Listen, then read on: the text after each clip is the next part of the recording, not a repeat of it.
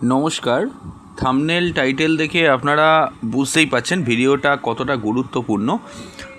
True scientific astrology YouTube চ্যানেলে প্রত্যেককে welcome জানিয়ে ভিডিওটা শুরু করছি। শুরু করার আগে আমি শুধু বলবো, এই ভিডিওটা শুধুমাত্র তাদের জন্য যারা অ্যাস্ট্রোলজিকে দোষ দেয় বা কোনো অ্যাস্ট্রোলজারকে ব্লেম করে, তাদের এই জিনিসটা জানাটা একান্তই প্রয়োজন। জোটক বিচার করে বিবাহ হয়েছিল, তাহলে কয়েক বছর পর ডিভোর্স হলো কেন? অ্যাস্ট্রোলজি সাবজেক্ট পুরো ভুল, সবাই বলে। আসুন জেনে নেওয়া যাক ব্যাপারটা কী। এই প্রশ্নের উত্তর খুঁজতে গিয়ে অনেকেই জ্যোতিষশাস্ত্রকেই দোষ দেন, কিন্তু সত্যিই কি জ্যোতিষশাস্ত্র বা অ্যাস্ট্রোলজিটা ভুল, নাকি জোটক বিচার করার পদ্ধতিতেই কোথাও ভুল থেকে যায়?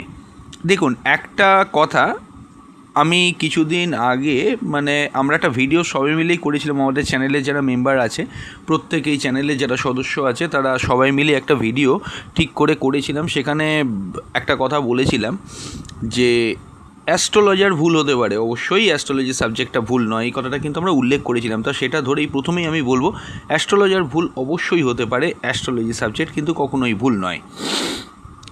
দেখুন, আজকের ভিডিওতে আমরা আলোচনা করব সায়েন্টিফিক অ্যাস্ট্রোলজির দৃষ্টিতে এমন অত্যন্ত গুরুত্বপূর্ণ 12টি কারণ যার জন্য জোটক বিচার করার পরেও বিবাহ বিচ্ছেদ হতে পারে, এবং হয়ও। আপনারাও দেখে থাকবেন, হয়ও। ভিডিওটি শেষ পর্যন্ত দেখবেন, কারণ শেষের দিকে কয়েকটি কারণ অধিকাংশ মানুষই কিন্তু জানে না, এবং আপনি যদি বিবাহ করতে গিয়ে জোটক বিচার করান, তাহলে এই জায়গাটা অবশ্যই কিন্তু দেখে রাখবেন। সর্বপ্রথম যে পয়েন্টটা আমাদের দেখতে হবে, জোটক বিচারের পরেও ডিভোর্স হয়ে যায় কেন বা বিচ্ছেদ হচ্ছে কেন, দেখতে গেলেই প্রথমেই একটা জিনিস আসবে, শুধু গুণ মিলিয়ে বিবাহ করা। আপনারা তো একটা জিনিস নিজেরাও জানেন যে মোবাইল সফটওয়্যার, কম্পিউটারে যে সফটওয়্যারগুলো পাওয়া যায়, দুজনের ডেট টাইম প্লেস দিয়ে যদি ম্যাচ মেকিং করেন, 36-এ কত গুণ মিললে, এরকম অনেকেই বলে। অনেকের ক্ষেত্রেই শুধু অষ্টকূট মিলন বা গুণ মিলিয়ে সিদ্ধান্ত নেওয়া হয়। ধরা যাক 32 বা 34 গুণ মিলেছে, সবাই ধরে নিল বিবাহ একেবারে সফল হবে। কিন্তু বাস্তবে গুণ মিল কেবল একটি অংশ। এই যে গুণগুলো আপনারা দেখেন, এগুলোকে বলে অষ্টকূটের বিচার। এবং অষ্টকূট প্রধানত মেনলি চন্দ্র স্ফুতের ওপর নির্ভর করে, এবং চন্দ্র এক একটা রাশিতে 2.5 দিন করে থাকে। তাই ওই 2.5 দিনের মধ্যে যারাই জন্মাবে, আপনি যদি ক্যালকুলেট করে দেখেন, ম্যাক্সিমাম লোকেরই কিন্তু আপনার জোটকের নাম্বারটা কিন্তু ওই সেমই আসবে। একটি সম্পূর্ণ বিবাহ বিশ্লেষণে দেখতে হবে দুজনের ক্ষেত্রে সপ্তম ভাবের অধিপতি শুক্র, বৃহস্পতি, চন্দ্র, D9 চার্ট, যেটাকে আপনারা নবাংশ বলে চেনেন, মহাদশা অন্তর্দশা ট্রানজিট কী চলছে, এবং অবশ্যই এইটা তো খুবই গুরুত্বপূর্ণ জিনিস দেখতে হয় যে উভয়ের মানসিক সামঞ্জস্যতা কতটা রয়েছে, দুজনের মেন্টাল কম্প্যাটেবিলিটি কতটা রয়েছে, এবং কার কতটা স্যাক্রিফাইস করার মতো ক্ষমতা রয়েছে। বিবাহ আলটিমেট কিন্তু স্যাক্রিফাইসের ওপরে বিবাহিত জীবন কিন্তু দাঁড়িয়ে থাকে। প্রত্যেককেই স্যাক্রিফাইস করতে হয়, কেউ বলতে পারবে না কোনো মহিলাই একমাত্র স্যাক্রিফাইস করে গেছে। পুরুষদের ক্ষেত্রেও কিন্তু অনেক জিনিস স্যাক্রিফাইস করতে হয়। দ্বিতীয় হলো সপ্তম ভাব দুর্বল। দেখুন, জন্মছকের সপ্তম ভাব বিবাহের মূল ভিত্তি বা পিলার। এই পিলার অর্থাৎ সপ্তম ভাবটায় যদি শনি, মঙ্গল, রাহু, কেতু দ্বারা পীড়িত হয়ে যায়, যে কোনো একজনেরও হয়, ইত্যাদি অশুভ প্রভাবে ক্ষতিগ্রস্ত হয়ে যায়, তাহলে সম্পর্কে সমস্যা অবশ্যই কিন্তু দেখা দিতে পারে। বিশেষ করে সপ্তমে যদি রাহু, কেতু, শনি, মঙ্গল যে নক্ষত্রে আছে, সেই নক্ষত্র অধিপতিটা যদি ষষ্ঠ, অষ্টম অথবা দ্বাদশে বসে থাকে, বা এমন কোনো নক্ষত্রে যুক্ত, সেই নক্ষত্রের অধিপতিটা নিচস্থ হয়ে গেছে, তাহলে আপনি মনে রেখে দেবেন, এটা পুরুষ এবং মহিলা, ছেলে এবং মেয়ে দুজনের ক্ষেত্রেই হতে পারে। এটা কিন্তু সম্পর্কে অবশ্যই আফটার ম্যারেজ সমস্যা দেখা দেবে। এক্ষেত্রে শুধুমাত্র বিবাহ হওয়া নয়, বিবাহ টিকবে কিনা সেটাও গুরুত্বপূর্ণ হয়ে ওঠে। তৃতীয় হলো সপ্তম ভাবের অধিপতি দুর্বল। দেখুন, সপ্তম ভাবটা যে গ্রহের ঘর, সেই ঘরের অধিপতি যদি নিচস্থ হয়, দগ্ধ হয়, ষষ্ঠ, অষ্টম অথবা দ্বাদশে অবস্থান করে, পাপক গ্রহ দ্বারা আক্রান্ত হয়, প্রেশারের মধ্যে থাকে, এবং যে নক্ষত্রে আছে, রাহু, কেতু বা শনির নক্ষত্রে থাকে, এটা কিন্তু খুব ডেঞ্জারাস কানেকশান হয়ে যেতে পারে, এবং দীর্ঘমেয়াদী সমস্যা সেটা কিন্তু দেখা দিতে পারে। এরপর যে জায়গাটা বলবো, নবাংশ অর্থাৎ D9 চার্ট, যেটা আপনারা নবাংশ বলেছেন, D9 চার্ট বিশ্লেষণ না করা। অনেক জ্যোতিষী, অনেক অ্যাস্ট্রোলজারকে আজও দেখা যায় নবাংশকে যথেষ্ট গুরুত্ব দেয় না, কিন্তু সায়েন্টিফিক অ্যাস্ট্রোলজিতে নবাংশ অত্যন্ত গুরুত্বপূর্ণ। রাশিচক্র ভালো হলেও নবাংশ যদি বার্থ চার্টে দুর্বল হয়, সম্পর্কে দূরত্ব আসবে, মানসিক বিচ্ছিন্নতা, আলাদা থাকা, ডিভোর্স হওয়ার সম্ভাবনা প্রবলভাবে কিন্তু বাড়তে থাকে। 5 নম্বর হলো চলমান দশা অন্তর্দশা বিবেচনা না করা। দুজনের ক্ষেত্রেই বলছি আমি। তার আগে বলবো যারা যারা কনসালটেশন করাতে চাইছেন স্ক্রিনে দেওয়া নাম্বারে হোয়াটসঅ্যাপ করে বুকিং করে বাড়িতে বসে অনলাইনে ডিটেল প্রেডিকশন পাবেন। কোনো সামান্য আলোচনা না, ডিটেল প্রেডিকশন পাবেন। বুকিং করবেন হোয়াটসঅ্যাপ করে, কেউ কল করবেন না, কল ধরা পসিবল হয় না। বুকিং মাস্ট, হোয়াটসঅ্যাপ করে বুকিং করবেন। বাড়িতে বসে অনলাইনে ডিটেল প্রেডিকশন পাবেন। বুকিং করার পর ডেট টাইম প্লেস দেবেন। অবশ্যই আপনার সমস্যাগুলোকে লিখবেন এবং আপনি কী কী জানতে চাইছেন পয়েন্ট করে লিখবেন। আমরা একদিন সময় নিয়ে তারপর আপনাকে ওভার দ্য ফোন কল করবো এবং আপনার সঙ্গে ডিটেলে ডিসকাশন করে দেবো। অবশ্যই কিন্তু আপনি মনে রাখবেন, আপনি একটা স্যাটিসফাইডও হবেন এমন নয় আমাদের চেম্বারে এসে দেখালে আলাদা ফেসিলিটি পাবেন। বহু মানুষ দূর দূরান্ত বিদেশে দেশে থেকে আমাদের সঙ্গে ওভার দ্য ফোন নিজের গৃহে বসে কনসালটেশন করিয়ে ভালো আছেন। অবশ্যই আপনিও কিন্তু ভালো থাকতে পারবেন এবং আপনি স্যাটিসফাইডও হবেন। তাই দেরি না করে কনসালটেশন করান। এবং আরও একটা কথা বলবো, এমন নয় আমাদের কাছে এলে লক্ষ লক্ষ হাজার হাজার টাকার রেমেডি গুছিয়ে দেওয়া হয় না, কখনোই নয়। যারা এসেছে প্রত্যেকে স্যাটিসফাইড। আপনিও যদি মনে করেন কনসালটেশন করাবেন, আপনার বিবাহিত জীবনে প্রচুর সমস্যা আছে, আপনি বুঝেই উঠতে পারছেন না যে কেন সমস্যা হচ্ছে, প্রেমের ক্ষেত্রে ভীষণ রকমের স্ট্রাগল করেছেন, যত দিন ধরে আপনার রিলেশনশিপ ছিল খুব ভুগেছেন, আপনি অবশ্যই কিন্তু কনসালটেশনটা করিয়ে নিন। প্রবলেম আপনাকে বলে দেওয়া হবে এবং হরোস্কোপ কাউন্সেলিং করিয়েও অনেক প্রবলেম সর্ট আউট হয়, সেগুলো কিন্তু আমরা আপনাকে বলে দেবো। হ্যাঁ, যেখানে ছিলাম, চলমান দশা অন্তর্দশা কেন বললাম?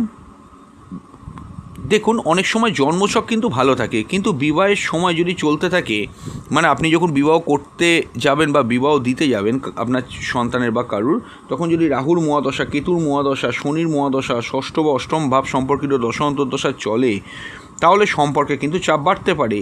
এই দশা মানুষের জীবনে দেখুন ভীষণ বড় রকম একটা প্রভাব দেয়। মনে রাখবেন, দশা এমন একটা জিনিস মানুষের জীবনে সময়কালকে কিন্তু নিয়ন্ত্রণ করে। আপনার 7.5 চলছে, আপনি বুঝতেই পারছেন না। কেন বুঝতে পারছেন না? আপনার ধাইয়া চলছে, আপনি বুঝতেই পারছেন না। শনির কোনো প্রভাবই নেই, একদম অ্যাজ ইট ইজ কুল। কেন? আপনার দশা অন্তর্দশা ভালো আছে, আর দশা অন্তর্দশাটা মূলত আসে আপনার কর্মফলের বেসিসে। সেইভাবেই কিন্তু হরোস্কোপ তৈরি হয়। তাই শুধু জন্মছক নয়, সময়টাও কিন্তু গুরুত্বপূর্ণ। 6 নম্বর হলো উভয়ের মানসিক সামঞ্জস্য বিচার না করা। চন্দ্র মানুষের মনকে কিন্তু কন্ট্রোল করে। যদি দুইজনের চন্দ্রের প্রকৃতি একেবারেই বিপরীত হয়, একজন খুব আবেগপ্রবণ, অন্যজন সম্পূর্ণ বাস্তববাদী, তাহলে ছোট ছোট বিষয় থেকেও বড় রকম সমস্যা কিন্তু আসতে পারে। চন্দ্র মানুষের মনকে কিন্তু কন্ট্রোল করে। কারোর যদি এই দুজনের ক্ষেত্রেই বাচ্চাটি যদি চন্দ্র বেটার না থাকে, চন্দ্র রাহুযুক্ত কেতুযুক্ত হয় বা চন্দ্র ষষ্ঠ অষ্টম অথবা দ্বাদশে বসে থাকে, তাহলে ছোট ছোট বিষয় থেকেও বড় রকম সমস্যা কিন্তু আপনার তৈরি হওয়া কোনো অমূলক বিষয় নয় এবং এটা হবেই। সপ্তম হলো মঙ্গল দোষকে ভুলভাবে বিচার করা। অনেকেই মাঙ্গলিক শুনেই ভয় পায়, আবার অনেকে এটিকে সম্পূর্ণ উপেক্ষা করে। বাস্তবে মঙ্গল দোষের শক্তি, বাতিল হওয়ার যোগ, পারস্পরিক সামঞ্জস্য সব কিছু কিন্তু বিচার করতে হয়। দেখুন, মাঙ্গলিক যোগ কি, মাঙ্গলিক দোষকে আমি ছোটো করে বলছি। আমি যদিও মাঙ্গলিকের ভিডিওটা অনেক ডিটেলে আলোচনা করেছিলাম, এখানে আবার বলছি। দেখুন, যদি লগ্ন সাপেক্ষে অ্যান্টি ক্লকওয়াইজ মঙ্গল আপনার লগ্ন তৃতীয়, চতুর্থ, সপ্তম, অষ্টম অথবা দ্বাদশ ঘরে বসে থাকে, আপনি মাঙ্গলিক যোগের ক্রাইটেরিয়ায় পড়লেন। মাঙ্গলিক যোগ আপনার থাকতে পারে, কিন্তু এই সকল ঘরগুলোতে মঙ্গল যদি রাহুকেতু শনি যুক্ত হয়ে যায়, রাহুকেতু শনির সঙ্গে কোনো নাক্ষত্রিক কানেকশান হয়, এই ক্ষেত্রে বা মাঙ্গলিক যোগ থাকা অবস্থায় যদি রাহুকেতু বা শনির দৃষ্টি পড়ে মঙ্গলের ওপর, অবশ্যই বুঝে যাবেন কিন্তু আপনি মাঙ্গলিক দোষের ক্রাইটেরিয়ার মধ্যে পড়বেন। এগুলো কিন্তু দেখা খুবই গুরুত্বপূর্ণ। এবং উভয়ের জন্মছকে, ছেলে এবং মেয়ে উভয়ের জন্মছকে সপ্তম একাদশ, পঞ্চম একাদশের সঙ্গে লগ্নের কোনো মিল আছে কিনা, এগুলোকেও দেখা কিন্তু জরুরি। কারণ একাদশ ভাব হচ্ছে মনের ইচ্ছা স্ফূর্তি, আপনার ইচ্ছা কতটা ফুলফিল হবে, আপনার লাভ মানে সার্বিক লাভের জায়গাটা কিন্তু একাদশ ভাব বা একাদশপতি দেখে। তা সেইটা কানেক্ট আছে কিনা সপ্তমের সঙ্গে, এটাও দেখা কিন্তু গুরুত্বপূর্ণ। এছাড়াও 8 নম্বর হচ্ছে ব্যক্তিত্ব বিশ্লেষণ না করা। জন্মছক থেকে অবশ্যই বোঝা যায় রাগের মাত্রা, ইগো, জেদ, সিদ্ধান্ত নেওয়ার একটা ধরন, যোগাযোগের ক্ষমতা। যদি একজন সবসময় নিজের মতো চাপিয়ে যায়, অন্যজন সংবেদনশীল হয়, তাহলে সম্পর্কে সংঘাত কিন্তু কন্টিনিউ বাড়তে থাকবে। হরোস্কোপে দেখুন রবি শনি যোগ আছে কিনা, যে কোনো কারোর হরোস্কোপে, দুজনের মধ্যে কারোর হরোস্কোপে রবি শনি যোগ বা কোনোভাবে অ্যাটলিস্ট রবি রাহু যোগ বা রবি দুর্বল আছে কিনা, এগুলো কিন্তু ইগো প্রবলেম ভীষণভাবে বাড়িয়ে দেয়। এখানে কিন্তু সম্পর্কের ক্ষেত্রে প্রবল সমস্যা আসতে পারে। এই জায়গাগুলো কিন্তু আপনাদের স্টাডি করে দেখতে হবে। 9 নম্বর হলো পারিবারিক প্রভাব বিচার না করা। দেখুন, চতুর্থ বা পরিবারকে নির্দেশ করে বা কন্ট্রোল করে। কারোর দ্বিতীয় ভাব এবং চতুর্থ ভাব, কেন দ্বিতীয় ভাব বললাম, দ্বিতীয় ভাব হচ্ছে আপনার শৈশবালয়, আপনি যখন বিবাহের আগে আপনি কীরকম ফ্যামিলি থেকে কীরকম সাপোর্ট পেয়েছেন, ফ্যামিলিটা কীরকম ছিল, এবং অবশ্যই আপনার শ্বশুরালয়কেও দ্বিতীয় ভাব থেকেই দেখে। সেই দ্বিতীয় ভাব অবশ্যই যদি ক্ষতিগ্রস্ত হয়, চতুর্থ ভাব যদি ক্ষতিগ্রস্ত হয়, যদি রাহু বসে থাকে দ্বিতীয়ভাবে, চতুর্থভাবে রাহু বসে থাকে, কেতু বসে থাকে, শনি বসে থাকে, আপনি জানবেন শ্বশুরবাড়ির সমস্যা, পরিবারের হস্তক্ষেপ এবং অর্থ নিয়ে বিবাদ এগুলো কিন্তু চলতেই থাকবে। বিশেষত আপনার শ্বশুরালয় কেমন হবে অনেকটাই কিন্তু ডিপেন্ড করবে আপনার দ্বিতীয় ভাবটা কেমন আছে এবং দ্বিতীয় পতি কেমন আছে তার উপরে। 10 নম্বর হলো অর্থনৈতিক চাপ। অনেকে ডিভোর্সের পেছনে অ্যাস্ট্রোলজি দিক থেকে দ্বিতীয়, একাদশ এবং দশমভাবে সমস্যায় দেখা দেয়। যদি কর্মজীবনে অস্থিরতা থাকে তাহলে মানসিক চাপ বৃদ্ধি পাবে, সেই চাপ অনেক সময় বিবাহিত জীবনেও কিন্তু পড়বে। অর্থাৎ আপনার যে কোনো কারোর হরোস্কোপে যদি দ্বিতীয় ভাব, একাদশ ভাব, দশম ভাব অর্থাৎ কর্মভাব, একাদশ হচ্ছে লাভের ঘর একটু আগে বললাম, এবং দ্বিতীয় হচ্ছে ব্যাংক সেভিংস, এগুলো যদি ড্যামেজ হয়ে যায় কর্মজীবনে অস্থিরতা, মানসিক চাপ বাড়বে, সেই চাপ অনেক সময় বিবাহিত জীবনেও পড়ে। স্বাধীন ইচ্ছা, দেখুন অ্যাস্ট্রোলজি সম্ভাবনা দেখায় ফ্রি উইল টাইপের, কিন্তু মানুষ নিজেই নিজের সিদ্ধান্ত নিয়ে থাকে। যদি মিথ্যা বলা, প্রতারণা, সহিংসতা, দায়িত্বজ্ঞানহীনতা থাকে তাহলে ভালো জন্মছকও সম্পর্ককে কিন্তু রক্ষা করতে পারে না। সায়েন্টিফিক অ্যাস্ট্রোলজি কখনোই মানুষের স্বাধীন ইচ্ছাকে অস্বীকার করতে পারে না। 12 নম্বর হলো ভুল জ্যোতিষীয় বিশ্লেষণ।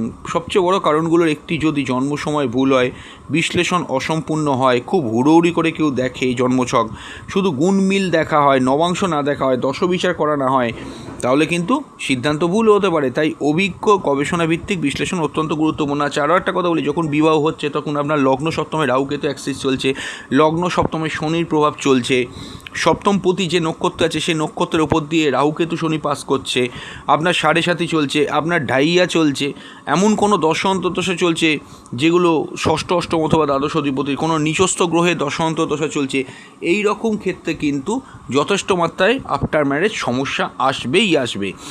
আমি আলোচনাটা আরও এগোবো, তার আগে বলবো যারা কনসালটেশন করাতে পারছেন না, অবশ্যই কিন্তু মান্থলি 59 টাকা আমাদের চ্যানেলে মেম্বারশিপ নিতে পারেন। আমাদের চ্যানেলে ঢুকে জয়েন বাটনে ক্লিক করে আমাদের চ্যানেলে মেম্বারশিপ নিন। অবশ্যই মনে রাখবেন মাসে একবার যে কোনো একটি প্রশ্নের উত্তর আপনারা হোয়াটসঅ্যাপ করে জেনে যেতে পারবেন। মেম্বারশিপ নিলে আমাদের হোয়াটসঅ্যাপে জানিয়ে যাবেন যে আপনি মেম্বারশিপ নিয়েছেন, তাহলে আমরা আপনাদেরকে আমাদের অফিসিয়াল গ্রুপে অ্যাড করে নেব। বিভিন্ন পুজো পাঠ, তিথি নক্ষত্র সব আপনাদের পার্সোনালি হোয়াটসঅ্যাপ করে জানিয়ে দেওয়া হবে, আপনি যাতে স্যাটিসফাইড হবেন। এবং আরও একটা কথা আমার বলার আছে তার সঙ্গে, যে অবশ্যই কিন্তু মনে রেখে দেবেন যে আপনার ক্ষেত্রে কিন্তু যে কোনো রকমের সমস্যা যদি থাকে আমাদের বললে আমরা তার বেসিসে ভিডিও প্রোভাইড করে দেবো। এমনিতেই মাসে যে কোনো 2 দিন আমরা কিন্তু মেম্বার্সদের জন্য স্পেশাল ভিডিও প্রোভাইড করে থাকি ব্যবহারিক জীবনে অ্যাস্ট্রোলজির ওপর। ওগুলো শুনেও বা ওগুলো দেখেও আপনারা কিন্তু অনেক উপকার পাবেন। অবশ্যই কিন্তু মেম্বার হয়ে আমাদের মেম্বার্স অনলি কন্টেন্ট সেকশন থেকে মেম্বার্সদের ভিডিওগুলোকে একবার দেখে নেবেন। ওখানে ভিডিও দেওয়া হচ্ছে এবং প্রতি মাসেই আপডেট করা হয়। এছাড়াও আমি বলবো যে আপনার যদি কোনো সমস্যাটাকে রেমেডি করতে অর্থ লাগে, সবাই করতে পারে না, তাদের জন্য যারা মেম্বার্স তাদের জন্য আমরা এই পরিষেবা চালু করেছি। আপনার জন্মছকের ভিত্তিতে হোয়াটসঅ্যাপে আপনাদেরকে রেমেডি পাঠিয়ে দেওয়া হবে গোচর ভিত্তিক করে। সেই রেমেডিগুলো সায়েন্টিফিক রেমেডি, কোনো খরচ হবে না, সেগুলো করেও আপনারা কিন্তু ভালো থাকতে পারবেন। এবং এটা ছাড়াও আমি বলবো যে মেম্বার অবশ্যই হয়ে যান যদি আপনি কনসালটেশন না করাতে পারেন।